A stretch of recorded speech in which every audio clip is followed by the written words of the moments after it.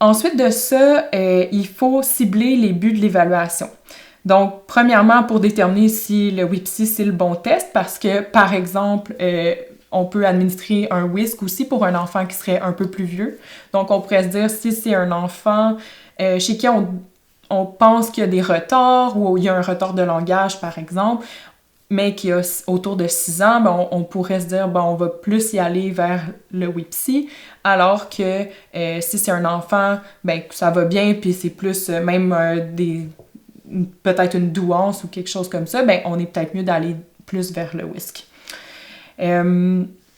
Ensuite de ça, il faut déterminer les sous-tests à prioriser. Donc, est-ce qu'on veut juste le QI global, auquel cas on administre juste les sous-tests obligatoires, là, les 5 chez les petits ou les 6 chez les plus grands, puis qui va être beaucoup plus court, ou non, on veut d'autres indices supplémentaires. C'est quoi notre but? Qu'est-ce qu'on veut aller chercher? Puis est-ce que on a besoin de tous les sous-tests ou lesquels? Puis dans le cas où on n'arriverait pas à tout faire, c'est lesquels qu'on va prioriser dans notre évaluation.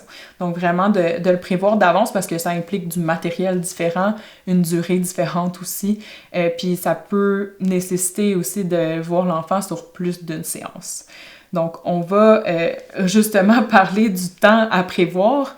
Donc ce que Pearson ici au Canada nous dit là, comme guide pour le temps, c'est 30 minutes pour mesurer le GQI, donc le QI global, c'est-à-dire les 5 sous-tests chez les petits, les 6 chez les plus grands.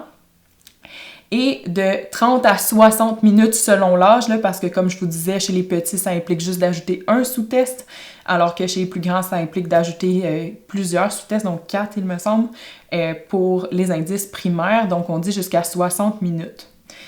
Et là, je vous ai écrit ça, c'est dans un monde idéal, parce que la réalité, c'est que des enfants de cet âge-là, ça, c'est la durée, c'est écrit là, dans le manuel, ils mettent la durée d'administration de chaque sous-test. Donc, si, par exemple, pour bloc, ça prend 8 minutes en moyenne, ils mettent 8 minutes, puis ensuite plus 6 minutes pour tel autre sous-test, puis ils additionnent comme ça, puis ils arrivent au total de 30 minutes.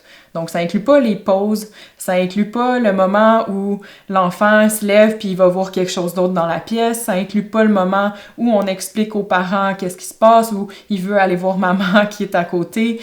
Donc, tous les imprévus qui peuvent arriver, c'est pas comme administrer un test là, à des enfants plus vieux ou à des adultes, il faut vraiment prévoir ce temps-là. Donc, souvent, c'est très difficile là, d'entrer dans ce 30 minutes ou même 60 minutes avec toutes les sous-tests, là, selon les difficultés puis les capacités d'attention de l'enfant, bien sûr. Ça arrive souvent qu'on doive prendre des pauses, puis c'est nécessaire pour avoir le potentiel maximal de l'enfant, puis c'est vraiment ça qu'on cherche quand on fait une évaluation comme ça. On veut pas que l'enfant soit pénalisé ou obtienne pas les points parce qu'il est tanné puis il répond n'importe quoi.